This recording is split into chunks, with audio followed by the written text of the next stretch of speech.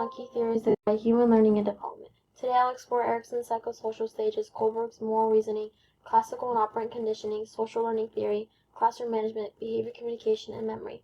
These frameworks shape how individuals grow, learn, interact, and function in educational settings. Understanding them allows teachers to support students academically, emotionally, and socially. Erik Erikson proposed 8 stages of psychosocial development, each defined by a central conflict that must be resolved for healthy psychological growth. These stages span the entire lifespan, beginning at infancy and continuing into late adulthood.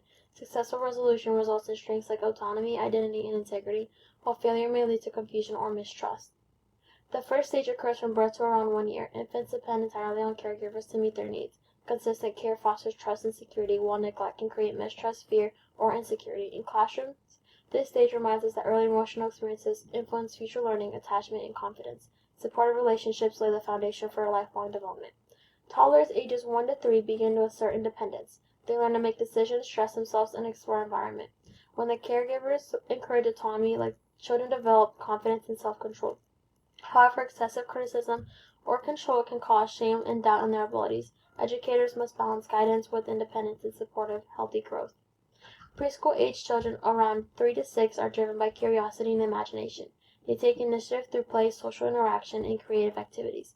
Positive reinforcement builds leadership and purpose, while discouragement can create guilt or fear of trying new things. Classroom environments that support creativity help children develop initiative and motivation. From ages 6 to 12, children enter school years where competence becomes central. Success in academics and social tasks lead to a sense of industry, while repeated failure can result in inferiority. Teachers play a crucial role by providing achievable challenges, constructive feedback, and opportunities to succeed. Encouragement during this stage supports resilience and self-efficiency. Adolescence, identity, and development. Teens explore values, beliefs, and careers in social groups. If they achieve clarity, they develop a strong sense of identity. If not, role confusion may occur. Supportive learning environments that allow exploration and expression help adolescents develop confidence and purpose. This stage shapes future relationships and decision-making. Kohlberg expanded on moral development, proposing 3 levels: pre-conventional, conventional, and post-conventional. Each level contains 2 stages, progressing from obedience-based reasoning to advanced ethical principles. Moral development is shaped by reasoning rather than behavior alone. Educators can foster moral growth through discussion, perspective-taking, and modeling ethical behavior. At the pre-conventional level, children judge morality based on consequences. Stage 1 focuses on obedience to avoid punishment, while Stage 2 involves self-interest and reward. Young learners often ask, what will I get for this? Classroom discipline should be considered cognitive stage while shaping behavior and motivation. In the conventional stage, morality becomes socially oriented. Stage 3 prioritizes approval from others and maintaining friendships. Stage 4 involves respect for laws, rules, and authority. Students here value fairness, order, and belonging. Educators reinforce growth by encouraging teamwork, responsibility, and respect for community expectations. Post-conventional reasoning relies on personal ethics rather than external rules. Stage 5 considers social contracts and individual rights, while Stage 6 involves universal moral principles such as justice and equality. Few individuals reach this level consistently. Educators promote higher moral reasoning through debate, ethical dilemmas, and critical thinking activities. Ivan Pavlov explains, through learning by association, a neutral stimulus becomes linked with a meaningful one until it elicits the same response. In classrooms, students may associate subjects or environments with emotions like anxiety or excitement.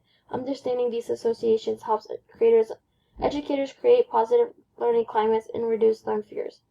Skinner's operant conditioning describes learning through consequences. Behaviors followed by reinforcement increases, while those followed by punishment decreases.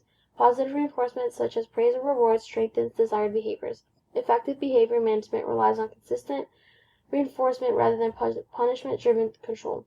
Teachers can shape behavior through structured rewards and reflective consequences. Reinforcement encourages behaviors, while punishment discourages it. Reinforcement can be positive, adding something desirable, or negative, removing something unpleasant. Punishment can suppress behavior, but may create fear or resistance.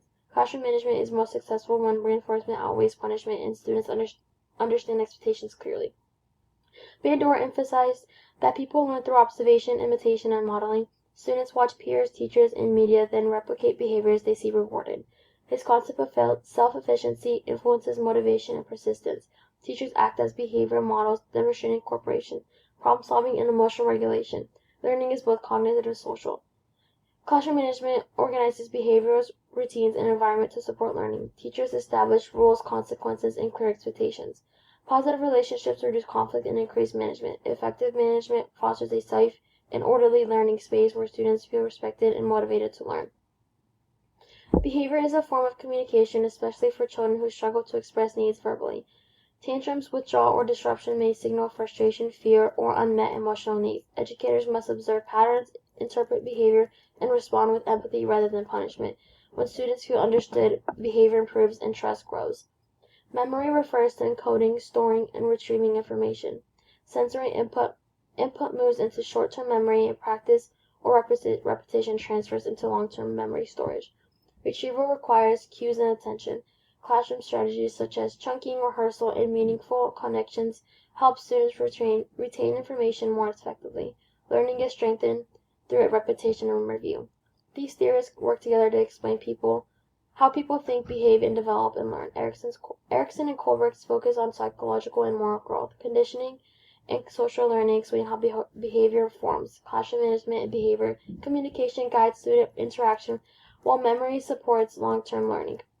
In conclusion, development and learning are shaped by social interaction, internal growth, reinforcement, observation, memory, and environment. Teachers influence students not only academically but emotionally, socially, and morally. By applying Erikson-Kohlberg learning theories, memory principles, and effective management, we foster capable, confident learners prepared for a lifelong growth. Thank you for listening, and the importance of educational psychology is super important in the classroom, but along with that, outside the classroom. Thank you.